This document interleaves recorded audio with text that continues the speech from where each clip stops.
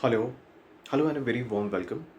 We are running a series How to Study Materia Medica, and this is the part 3 of this series.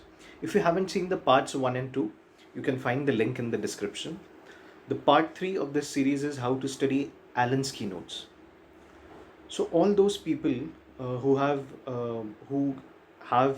an in-depth knowledge and understanding of Allen's keynotes, they have advised us to read the earlier edition of Allen's keynotes, that is the eighth edition or so, and not the rearranged and classified, not the rearranged and classified edition.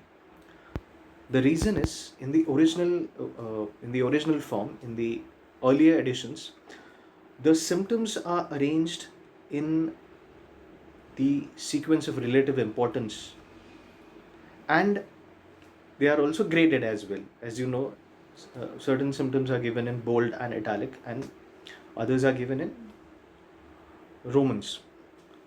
So the first point is, instead of reading the rearranged and classified edition, reading the earlier editions is advised.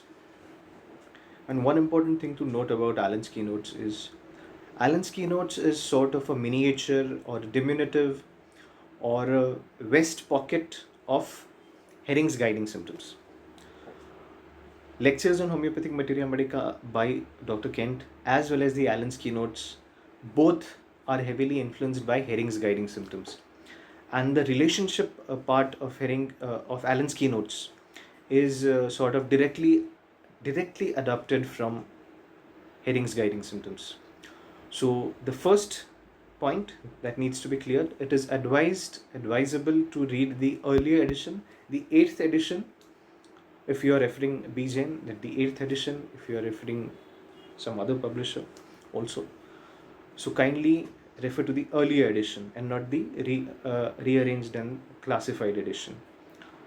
It is a miniature of Herring's guiding symptoms, especially the relationship part. And when you study Allen's keynotes, first of all, read the preface.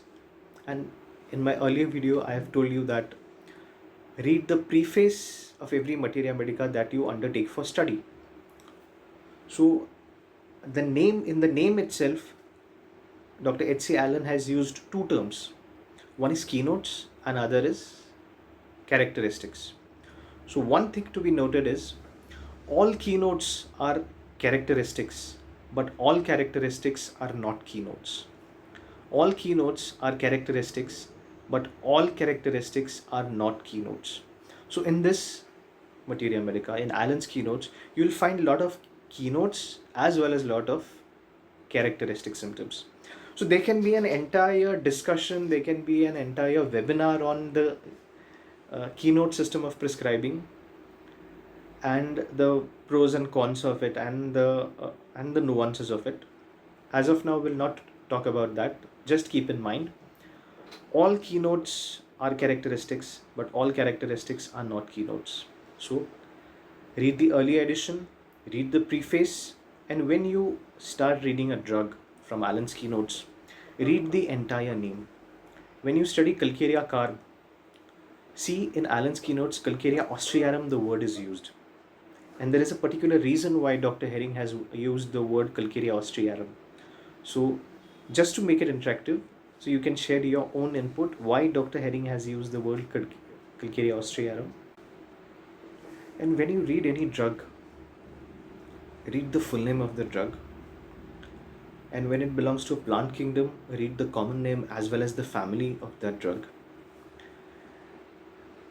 Pay attention to the seat of the disease, the sphere of action, and the pathogenesis as well. Pay keen attention to the words that are repeating. It may be any sensation, it may be any pathological entity. So keep attention to the repeating words. For example, in Hosticum, rawness, soreness, rawness, these words keep on repeating.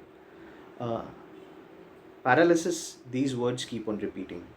When you study Calcarea carb, single parts, this word keeps on repeating. Sweat of single parts, coldness of single parts. So that is Calcarea carb. So pay a keen attention to the words that are repeating. The first few lines of every drug are very important. In the next video, I'll tell you the why they are so important. And as regards the constitution, a separate video can be made on that, and I'll tell you in detail. In the rearranged and classified edition, you have a separate heading named constitution, but in the earlier edition, the earlier uh, few lines of a drug mention the constitution of that drug. So the earlier few lines are very important. And when you read about any disease condition, any clinical condition, see to it that is there any particular location attached to it, any particular sensation, any particular modality, or any particular concomitant attached to it when you study any clinical condition from Allen's keynotes. In the next video, I shall tell you with examples how to study a particular drug from Allen's keynotes. I shall also cover the importance of indexing and the things given in bracket. Everything is very interesting and everything is very important. So stay tuned for the next part of how to study Allen's keynotes. Part 3 is about how to study Allen's keynotes, part 1. So stay tuned and thank you for listening.